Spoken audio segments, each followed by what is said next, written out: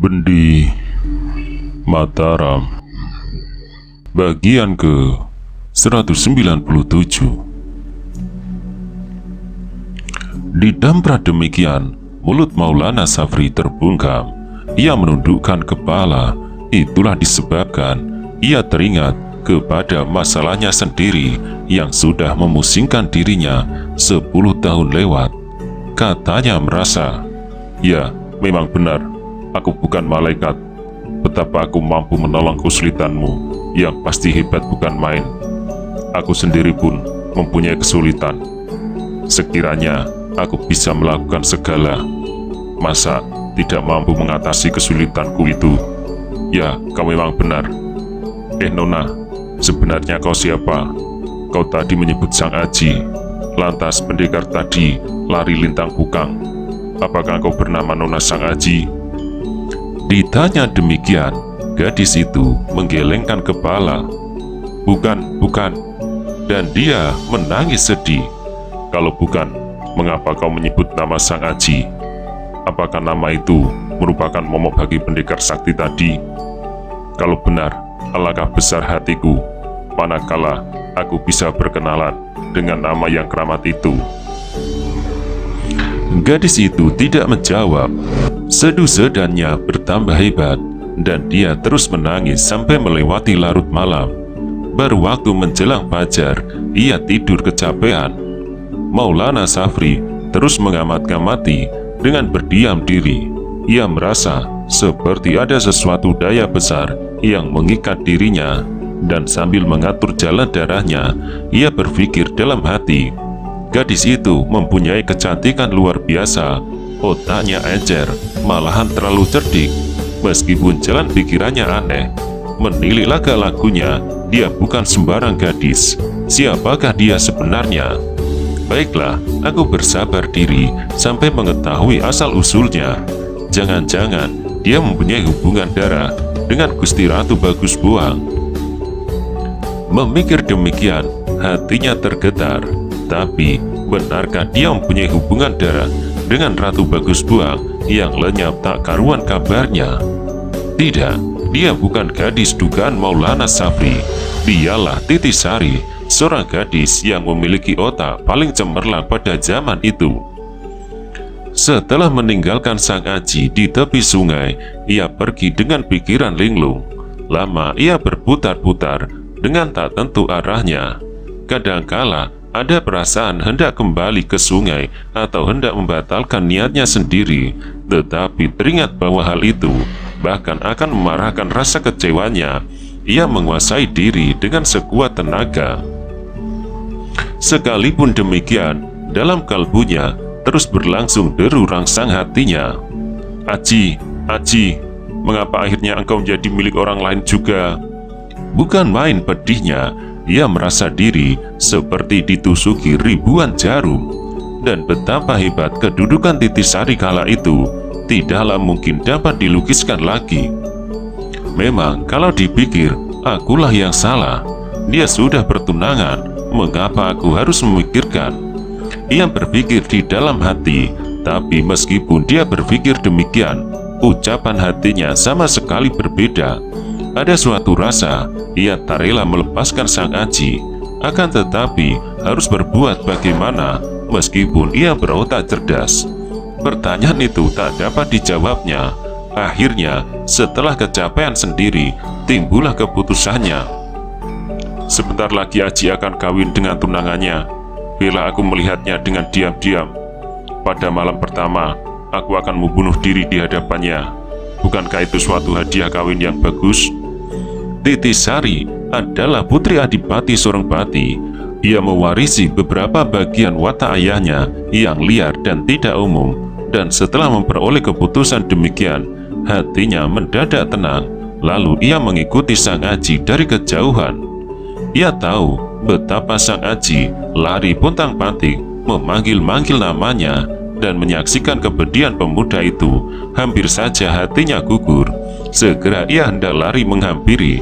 Sayang, dalam ilmu sakti ia kalah jauh dari Sang Aji. Pemuda itu dengan sekelebatan saja sudah hilang dari penglihatannya, dan kembali ia berputar-putar dengan kepala linglung. Selagi melewati sebuah bukit, ia mendengar desiur angin. Begitu menajamkan mata, nampaklah Kebu Banga melintas tak jauh dari badannya. Hatinya tertarik dan ia menguntit sebisa-bisanya. Namun mengikuti Kebu Banga pun tidak mudah, meskipun dia kini bukan lagi Titisari beberapa waktu yang lalu, tapi ilmu saktinya masih kalah jauh. Untunglah dalam dirinya sudah mewarisi ilmu petak pendekar sakti Gagaseta. Betapapun juga ia masih sanggup mengikuti Kebu Banga dalam jarak tetap. Tak kala melewati suatu pinggiran desa, ia melihat dua orang pemuda lagi berbicara kasak-kusuk. Mereka menyinggung masalah perjuangan. Heran ia mendengar percakapan itu. Pikirnya, apakah di Jawa Barat pun orang mengenal suatu perjuangan? Selama hidupnya belum pernah Titisari meraba wilayah Jawa Barat. Ia mengira perjuangan melawan Kompeni Belanda hanya terjadi di Jawa Tengah. Dasar ia berwatak usilan. Maka begitu tertarik kepada pembicaraan itu, segera ia melepaskan perhatiannya kepada Kebu Banga. Terus saja ia menguntit dengan diam-diam.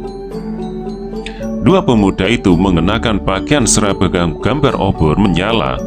Gesit gerak-gerinya nampak bukan pemuda lemah. Meskipun demikian, mereka tak sadar diikuti seorang dari jarak dekat. Itulah suatu tanda bahwa ilmu Titisari jauh di atasnya. Siluman betina Endok Permanasari benar-benar tak mengenal jantung. Ia terus main bunuh dengan serampangan. Mengapa pemimpin-pemimpin kita membiarkan dia hidup panjang? Kata yang satu. Berbicara memang mudah, tetapi Permanasari bukan pendekar lemah. Ia murid kesayangan Ratu Fatimah, sahut yang lain. Dan mereka berdua membicarakan tentang sepak terjang Endok Permanasari, lengkap dengan sekalian anak muridnya yang terdiri dari wanita. Sudah barang tentu pembicaraan itu menarik perhatian Titisari. Seperti kita ketahui, tiap wanita tertarik kepada semua pembicaraan mengenai jenisnya. Apalagi apabila mereka memujinya atau mengagumi, maka dia akan mencoba membandingkan dirinya sendiri dengan perempuan yang berbicara itu. Sadar atau tidak sadar, hanya sayang pembicaraan mereka bercampur aduk, kadang menyinggung Endok Permanasari dan kerap kali membicarakan masalah himpunan Sangkuriang yang paling tikam dan saling membunuh. Titisari jadi tak sabar lagi. Ia terus menampakkan diri, maksudnya hendak menghampiri dan minta keterangan lebih jelas lagi perkara Endok Permanasari.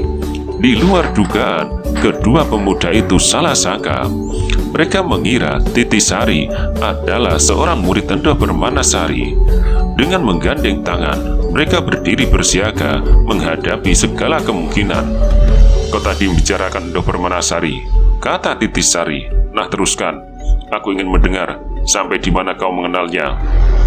Sudah barang tentu bunyi perkataan Titisari berkesan lain. Yang satu lantas menyahut, "Baik-baik, kalau kau mau membunuh, nah bunuhlah sekarang juga." Mendengar ucapan pemuda itu, Titisari tercengang. Ia seperti tak tahu apa yang akan dilakukan. Ia memang berotak cemerlang, tetapi pada saat itu ia masih dalam keadaan kedukaan yang melampaui batas. Coba ia dalam keadaan seperti sedia kala, pastilah ia tak akan kehilangan diri.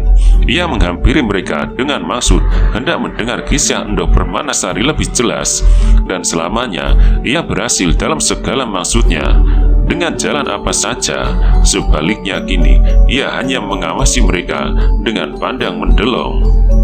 Melihat kesempatan itu, cepat-cepat yang satu menarik lengan rekannya seraya berkata gugup, "Cepat, lari, ia belum sampai hati membunuh kita." Anak murid Endok Permanasari memang terkenal kejam, bengis, dan berilmu tinggi, sekalipun mereka tergolong manusia kuat. Namun merasa diri takkan sanggup melawan anak murid Endok Permanasari. Mereka mengira di belakang Titisari pastilah masih bersembunyi kawan-kawannya, entah berapa jumlahnya, sebab selamanya anak murid Endok Permanasari berangkat bersama. Pemuda itu lantas menari dengan rekannya dan dibawanya lari menjauh. Melihat Titisari tidak mengejar, segera ia mengarahkan tenaga sekuat-kuatnya.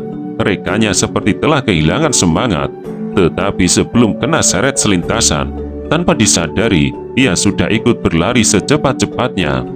Dengan begitu, mereka lari seperti terbang. Waktu itu, matahari sudah condong ke barat. Mereka masih saja berlari-larian dengan membabi buta. Kira-kira 1 jam petang hari akan tiba, barulah mereka berhenti beristirahat. Dengan memperlambat langkahnya, hati mereka menjadi girang. Sambil menyusut keringatnya, mereka berkata berbareng, "Sungguh berbahaya, untung yang lain tidak menghadang." "Apa kau takut mati?" tanya yang satu. "Tiap orang, siapakah yang tidak akan takut mati? Tetapi kalau mati dengan anak murid Endor Permenasari, bukankah mati tiada gunanya?" Sahut yang lain, "Ya, kau benar." Mereka berpaling ke belakang, tapi begitu berpaling, kedua lutut mereka mendadak menjadi lemas. Ternyata tak jauh dari mereka berdiri seorang wanita yang terus mengawas-ngawaskan dengan pandang tercengang. Dialah Titisari. Bukan kepalang terkejut mereka. Celaka. Mereka mengeluh dalam hati, kemudian dengan bergandeng tangan, mereka menancap gas lagi, kabur ke arah barat. Sesudah kabur beberapa puluh pai jauhnya, seperti berjanji mereka menoleh ke belakang.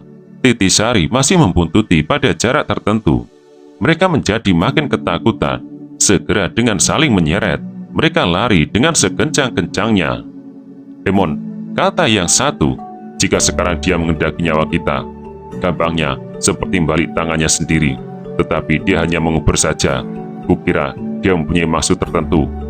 "Maksud apa?" Emon menegas. "Kukira dia hanya ingin membekuk kita, kemudian dibawa ke Tangsi Belanda sebagai hadiah persahabatannya," sahut Saiman temannya. "Dengan begitu, selain akan menambah kepercayaan Belanda terhadap perguruannya, juga akan menjatuhkan pamor himpunan Sangkuriang yang sudah porak-poranda begini." Mendengar keterangan Saiman, hati Emon tergetar. Ia tak takut perkara mati. Sekarang ia justru mendengar keterangan tentang maksud perempuan itu yang masuk akal. Dan apabila sampai kena diseret di depan Tangsi Belanda, rasanya jauh lebih hina daripada mati sekarang. Malahan seumpama mati pun untuk menebus dosanya, tiada harganya. Memperoleh pertimbangan demikian, hatinya tambah meringkas.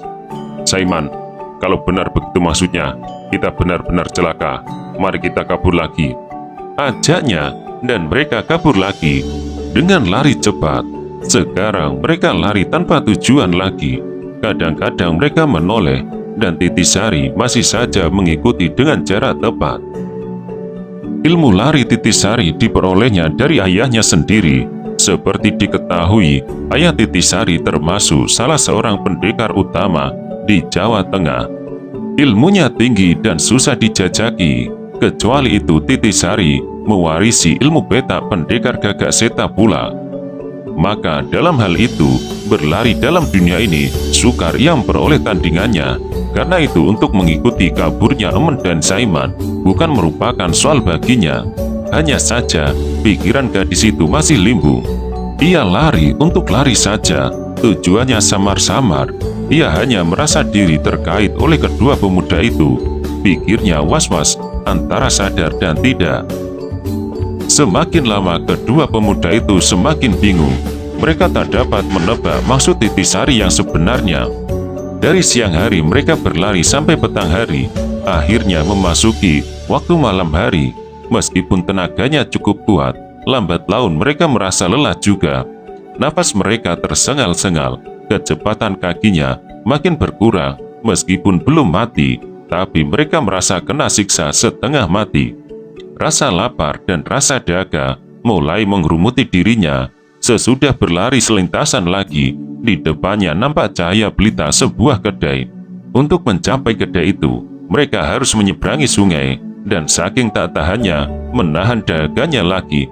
Terus saja mereka membungkuki sungai, lalu menenggak airnya sepuas hati. Berlahan-lahan Titisari menghampiri sungai itu pula. Ia pun turun ke sungai dan minum dengan menyedot air dengan kedua tangannya. Kemudian ia berdiri mengawaskan jauh ke barat. Sambil minum, Emon dan Saiman melirik pekerti Titisari. Melihat pengejarannya terdiri termangu-mangu, seperti saling berjanji, mereka meneruskan perjalanan dengan mengendap-endap. Setelah agak jauh, lalu lari tunggang langgang seperti kalap. Hati mereka lega karena mengira sudah terlepas dari pengamatan pengejarannya. Tak tahunya, baru saja menengok, mereka melihat Titisari sudah berada tak jauh daripadanya dalam jarak yang tetap seperti tadi. Wajah Emon pucat bagaikan kertas. Dengan suara putus asa ia berkata, Sudahlah Saiman, kita tak bisa lari lagi. Dia mau membunuh, menyembelih, menyiksa, atau membunuh kita. Biarlah sesukanya." Setelah berkata demikian, ia terus berhenti berlari. "Kalau hanya dibunuh, semenjak tadi aku sudah menyerah. Tapi dia hendak membungkuk kita. Masa kita pantas menjadi anjing-anjingnya Belanda?" Bentak Saiman. "Ya benar, tapi bagaimana?" sahut Emon dengan nafas tersengal-sengal. Mendadak ia melihat 4 orang memasuki kedai. Segera mereka bergegas mencapai kedai itu. Setelah menjenguk ke dalam, hatinya kecewa. 4 orang tadi ternyata mengenakan pakaian seragam dengan lambang gambar Garuda. Seperti diketahui, Himpunan Sangkuriang sudah pecah menjadi berbagai cabang, dan antara cabang satu dan lainnya saling bentrok dan saling membunuh. Mungkin sekali manakala menghadapi bahaya, mereka bersikap akan melupakan permusuhan. Namun untuk saling tolong pada saat itu, jangan diharap, dan hal demikian bukan tidak disadari mereka berdua. Karena itu diam-diam mereka mengeluh, tapi jalan lain tak ada lagi. Berpikirlah mereka menentukan keputusan. Di sini nanti aku mati, tapi lebih baik mati ada saksinya daripada tidak. Memperoleh pikiran demikian, mereka memasuki kedai dengan hati mantap. Kedai itu sebenarnya merupakan sebuah serambi depan berbentuk memanjang, panjangnya lebih kurang 20 meter dengan lebar 10 meter. Itulah bekas rumah seorang kepala kampung. Banyak pengunjungnya terdiri pasangan pemuda-pemudi, pedagang-pedagang, dan petani-petani.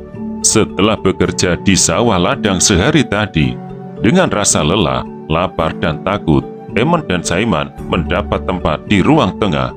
Sedangkan 4 orang anggota Himpunan Sangkuriang cabang Panji-Panji Garuda duduk di sebelah sudut timur. Mereka menegakkan kepala, tak kala melihat mereka datang pula ke kedai itu. Serentak, mereka menghunus senjatanya dan segera akan menyerang. Tiba-tiba terdengar suara tertawa halus. Kemudian seorang wanita dengan membawa pedang panjang datang memasuki kedai. Siapakah yang mengizinkan kamu bermain pat gulipat di sini?" tegur wanita itu kepada pasangan muda-mudi. Berbareng dengan tegurannya, muncul pula 4 orang wanita yang berdiri di belakangnya. "Keparat, siluman betina!" menggerung salah seorang anggota pasukan Panji-Panji Garuda. "Dasar sudah lama kau kucari, sekarang kau mencari mampus sendiri." Wanita itu yang bukan lain Endoh Permanasari tertawa melalui dadanya, namun ia tidak mengindahkan. Pandang matanya tiada lepas daripada pasangan pemuda-pemudi yang belum mengenalnya. "Simpanlah dahulu selembar nyawamu," katanya halus. "Kalau aku harus membereskan sekumpulan anjing ini, nanti kurus. Jangan khawatir, bakal tak kebagian." Seluruh pendekar di Jawa Barat mengetahui belaka siapakah Endoh Permanasari. Dialah pendekar wanita, pembenci pasangan pemuda-pemudi yang sedang berjumbu kasih atau sedang berjalan bersama. Sekali bertemu, maka akan melayanglah nyawa mereka. Maka ancaman kali itu sebentar lagi akan dibuktikan. Emon dan Saiman lantas saling pandang. Semenjak tadi mereka berdua mengira bahwa Titisari pasti diikuti teman-temannya dengan bersembunyi. Itulah cara bekerja anak murid Endoh Permanasari. Sekarang Endoh Permanasari benar-benar muncul. Dengan begitu dugaannya sangat jitu. Tanpa merasa, Emon mendengus perlahan. "Kenapa?" bentak Endoh Permanasari. "Kau pun akan mendapat bagian, jangan khawatir. Kamu sekalian anak murid himpunan tak karuan macamnya. Masa pantas dibiarkan mengotori dunia ini?" hebat hinaan itu, 4 orang pendekar dari panci-panci Garuda lantas saja mengerang karena geram. 2 orang dari mereka serentak maju ke depan. Bentaknya, "Kau siluman betina akan berlagak di sini. Jangan harap." Endau Permanasari tak menyahut. Mereka merampas secawan arak yang berada di depannya. Dengan sekali mementil, cawan itu terbang miring sedikit dan isinya turun meluncur seperti air tertumpah. Lalu ia membuka mulutnya dan tiada setetes arak pun terpecik ke bawah. Setelah itu dengan perlahan-lahan, cawan turun dari udara dan hinggap sangat manis di atas telapak tangannya. Itulah suatu ilmu pelepas senjata ringan yang sudah mencapai puncak kemahiran. Ilmu demikian baru saja menjadi sempurna manakala sudah terlatih bertahun-tahun lamanya. Sesudah mempertontonkan ilmunya, Endau Permanasari segera berkata dengan halus, "Nah, siapakah yang akan mengantarkan nyawa terlebih dahulu?"